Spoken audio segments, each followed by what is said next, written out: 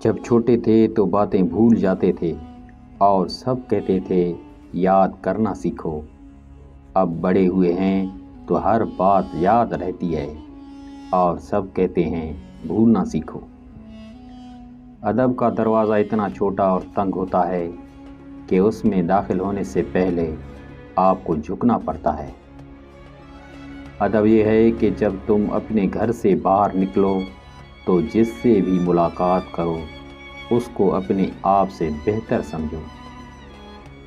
کسی کو چاہنا ہو تو دل سے چاہو، زبان سے نہیں، اور کسی پر غصہ کرو تو صرف زبان سے، دل سے نہیں۔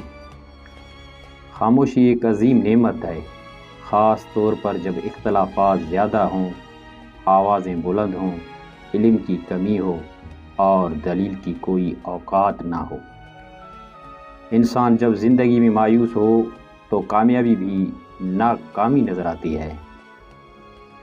وہ انسان ہمیشہ غم میں مبتلا رہتا ہے جو اپنی ضرورتیں بڑھا لیتا ہے۔ حضرت علی رضی سے کسی نے پوچھا کہ اگر کوئی اپنا ہمیں بھول جائے تو کیا کیا جائے؟ فرمایا کوئی اپنا ہو تو وہ کبھی نہیں بھولتا، اور جو بھول جائے وہ اپنا نہیں ہوتا۔ قریبی رشتہ داروں کی عداوت بچھوؤں کی ڈسنے سے زیادہ خطرناک ہوتی ہے۔